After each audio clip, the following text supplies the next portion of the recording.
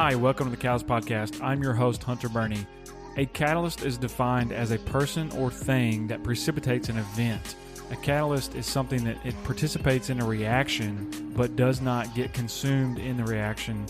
There's a heart behind this podcast for, people with aspirations. There's a heart behind this podcast for motivated people that want to make a difference, that have a bias for action, that really, truly want to be a catalyst in the environment around them, both professionally and personally, in their homes, in their workplace, and beyond. So welcome to this podcast. I really hope you're enjoying the series that we're in. Welcome to this episode, and let's dive right in.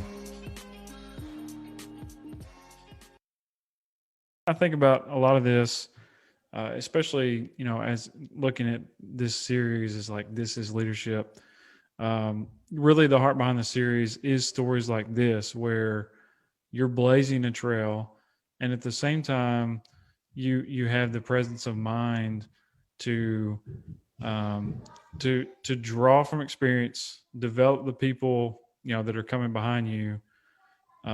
Develop everyone, but I mean, like, kind of blazing the trail for the people that have the potential to come behind you, and yeah, just kind of pulling that whole package together of using your resources, learning, and like you said earlier, learning, but without going too far in that direction, to where there is some practical aspect to it.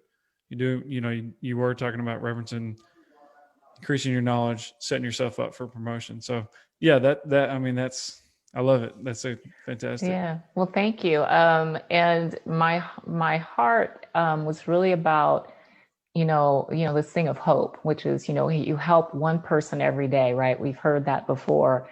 And, there's always sometimes a disconnect for some people that they feel the organization isn't helping them enough. Mm-hmm. Right. So I felt like I was also a gap filler in some spaces, because I felt that as an officer. So when I started my leadership journey, I wanted to be able to fill that and help people not only see their own potential and build their leadership, but I also started holding study groups for them to prepare and take their sergeant's exam, because they hadn't had that, where there was nobody mentoring. There was nobody, stepping up to say, hey, let's get you prepared. And so that was really my first little spark of the whole leadership development and wanting to really build better leaders. Mm-hmm. And so I started those study groups as a sergeant. I continued them till I retired as an assistant chief, and I did them for all ranks.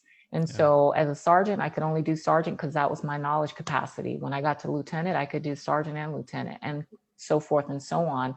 But then I also brought people in under me for them to start doing the study groups as well and helping people prepare. And I will tell you, it makes a huge difference when you have somebody champion you and also showing you basically how to do it. And so the success rates changed, and you build leadership in the process, and you change the quality of people's lives when you help them promote, right? Because we know that there's a monetary, reward of that, but their whole family is a part of that process for that change. And it's just, it's what really keeps me moving to help continue doing that, really. Yeah, that's awesome. And, one thing that stands out to me as you describe that is how established law enforcement, like, it's not like it was a new system, right? Established law enforcement profession. Nothing was new. It doesn't sound like it wasn't like a new branch or something like that. But here you are creating a system within a system to just really throttle things forward. I mean, that is leadership to me, where you were the catalyst. There wasn't, hey, we got merged with another organization, or hey, we're opening up a new brand. There was no like big compelling event. It was, you saw the need, you were experiencing this friction, and you decided that you were going to make sure that there was less friction for the people come behind you.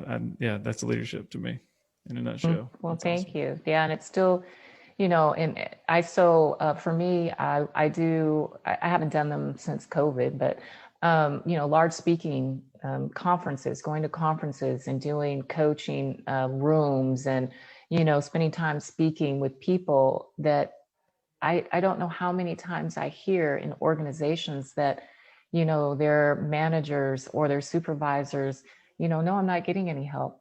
No, Mm-hmm. nobody's mentoring me. No, I don't know how the process to do that. They have to go external to their organization. Mm-hmm. And I think because you stand up an HR component or that's a check the box for your own, whatever you have to, be in compliance with. But the real work is, what are you doing for your people? What are you doing to invest in your people? And I think training sometimes can become check the box when we're doing, required training or mandated training. And this is for every organization versus, job enrichment. And job enrichment is great. But what about person enrichment? Mm. And some offer them to be able to get additional training and classes and stuff. But where are the conversations within the organizations that really break out into building relationships so you can have less of this conflict between employees? Morale can, not always be in the tank, right? And job satisfaction is low and people want to leave, right? I mean, I just had a client was sharing with me something really small, and I found it really interesting as we were just talking about a couple of things. Is something as simple as the supervisor made time to call them and talk to them while they've been working remotely versus sending an email. And that changed the complete dynamic of their relationship from being this, kind of distance thing that we can get caught up in emails because we're Right. just trying Just to get the business. transactional. Yeah, transactional. It's the business of the day Yeah. versus having a conversation, which now allows tone. It Mm. allows, reciprocal conversation. You can kind of get context to everything. And then they ended up talking about some other things that were really important that they've been carrying around. And Yeah. so it's small things. It's not like somebody has to go out and change the world. It's Yeah. small things in our interactions. Yeah, and that's a principle that again I've tried to figure out. How I think that's a whole nother series for me. And what I'm saying is, I really learned to embrace over the last few years to like the concept of leading versus lagging indicators, and kind of threaded through being detail oriented, not to a fault, right? I mean, there is like, Mhm. I'm not talking about perfection, or you know, building out crazy spreadsheets or something. I mean, on the surface level, being able to be focused on the small things, and the big things will take care of themselves. In other words, we can't stare at the scoreboard and win the game. Like, we have to worry about the play that's in front of us, and we have to do that well. And just staring at the score is not going to do anything for us. So anyway, when you say that, yeah, absolutely. Like, the small things matter, and in this current environment that we're in, the details of being able to have those conversations like you're talking about certainly go a long way. I Well, want and I was just going to add to that. to You go ahead. said in the current situations that we're having right now, this is so true. There is, as we all know, this is just an exponential and incredibly unique time in our entire history. Mm-hmm. And my daughter, who is, she's 24, she was able to keep her job, work remotely, but it was a new job that she had gotten. So it was a transition as a job that was new. So it was very hard for her to know exactly what she was supposed to be doing in her new job. Mm-hmm. And it created anxiety for her, right? And so what the employer actually did was they started creating these Zoom moments that weren't business related, and they weren't really relaxed related, but they were informal enough for you to come on and just say, talk about what's going on for you today or what's happening. And because she started building the level of anxiety that she's had as a young person and was doing better, but the whole COVID shutdown really amplified that for her, was giving her some grace and flexibility to be like, if you don't want to have your screen on, that's Yeah. okay. Yeah. Just be on. But we have employers that don't trust their employees, and they are forgetting that we are dealing with humans. We're dealing with people who are experiencing whatever the isolation or the pressure or the family dynamic or just whatever that may be, that Right. they can still be just as productive, right? Right. But your engagement has to change. Your level of engagement has to change. And you have to make it intentional that you do it. But as leaders, we get busy. right? Yeah. We forget our boundaries to create time to be proactive versus reactive. And so we really have to figure out better ways to do that in our leadership, because our employees are suffering when we don't. Yeah, I love the way you put that. Create time to be proactive and not reactive, because yeah, and intentional. I mean, that's, you're exactly right. It's more important now than ever, arguably. Yes, absolutely. So I want to pivot just a little bit to maybe more recent with the two faculty position or teaching positions, and of course the JL consulting.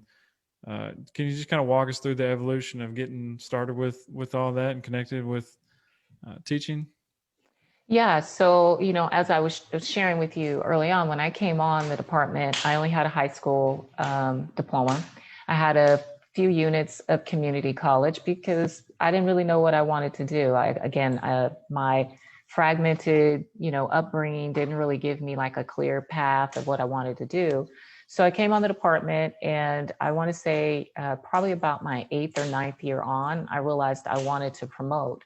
And so I wanted to position myself better. So I went back to junior college, and it took me probably a couple of years to really finish it because I was working graveyards. I had had my second child by then.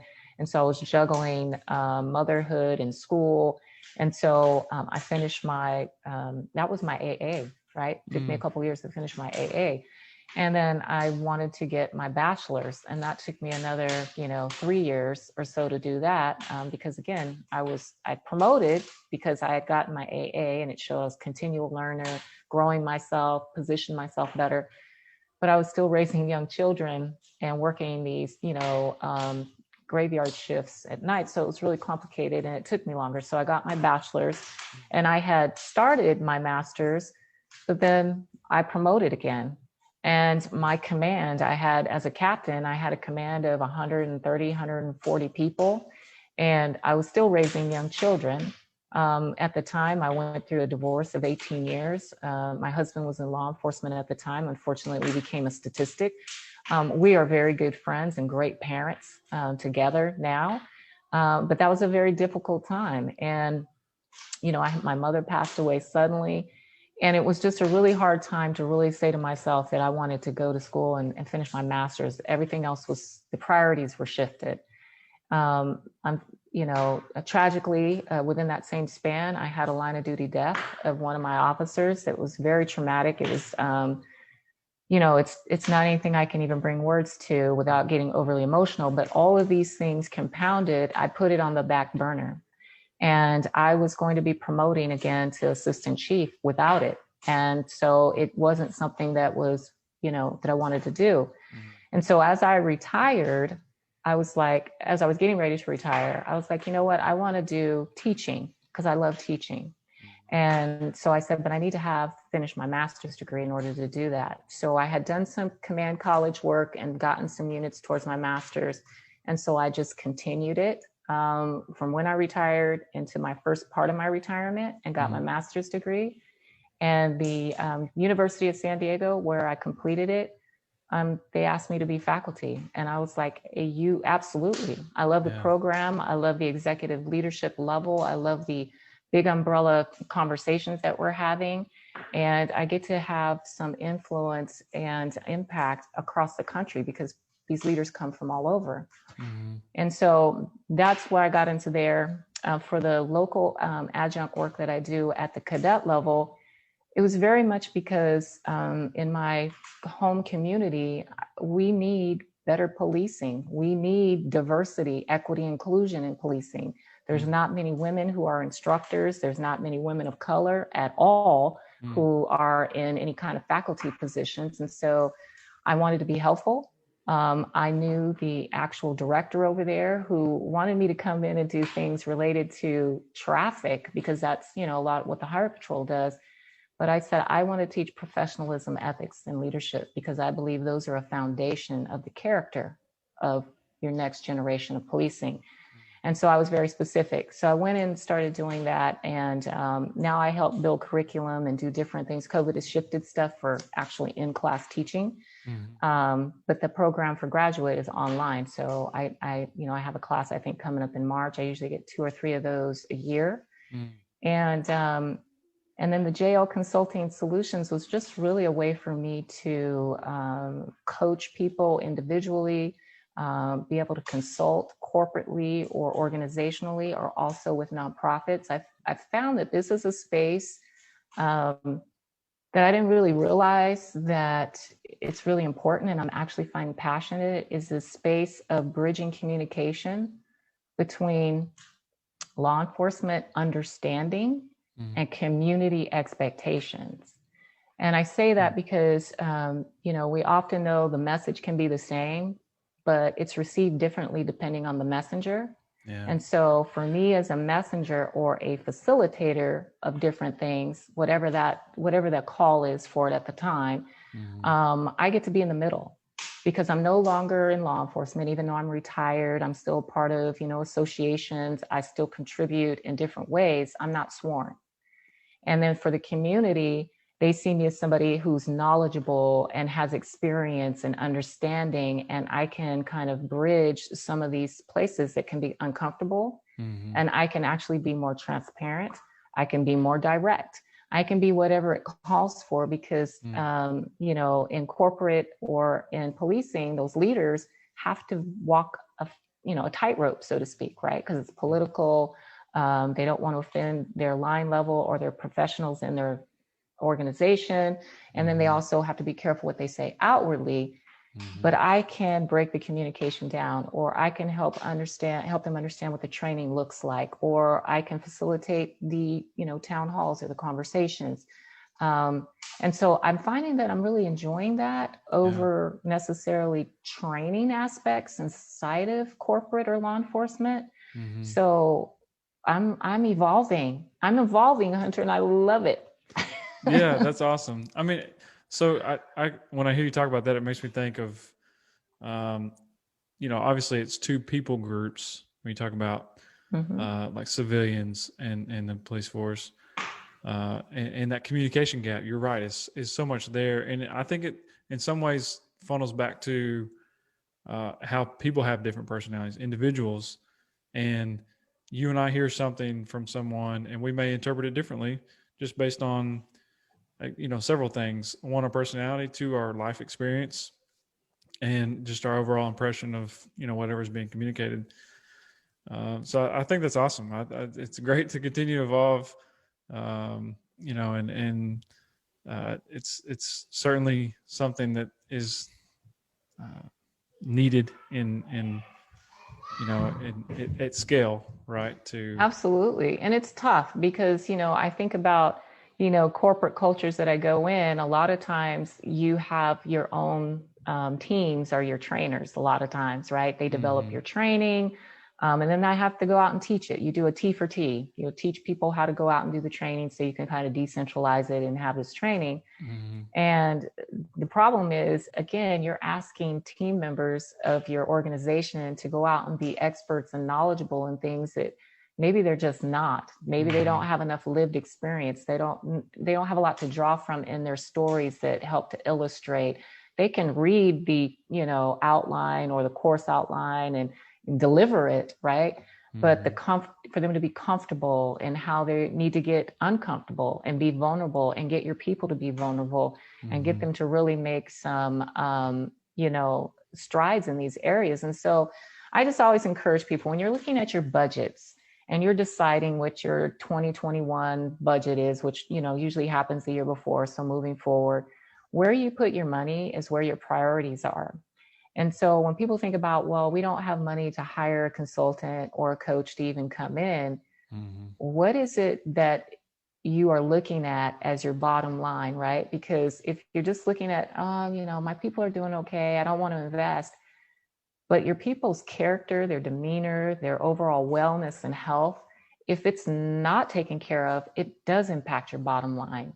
It impacts your bottom line in, civil liability, workers' comp issues, There could be other costs that are associated, right? And so I just tell people to really reevaluate where they're investing and placing their priorities, and how many organizations, whatever organization you want to be in, provide coaching to their staff. Not just HR assistants, but actual providing coaching services where they can get a coach alongside their executives, right?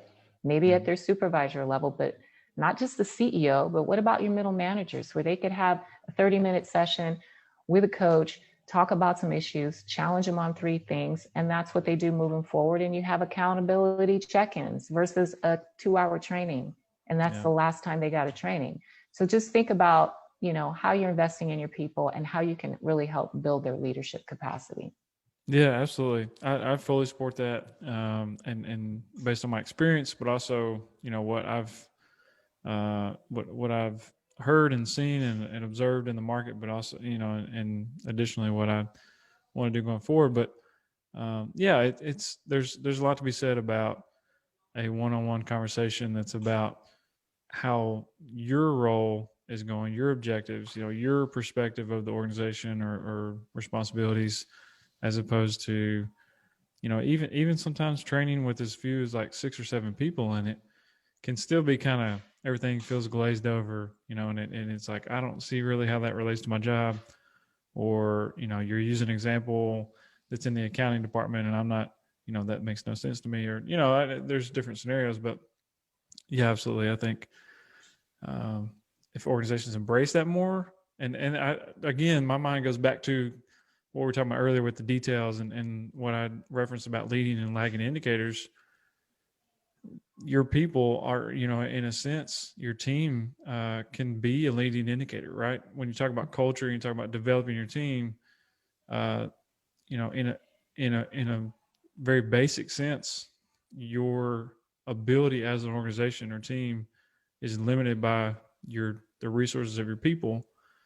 And so those capabilities are the constraint, right? And then the more you invest in that, there's an argument for the less tools you'll have to invest in. You could probably cancel some of that out because maybe those 10 things don't need to be automated if you'll just empower these people to do their job well and all that. But, get absolutely.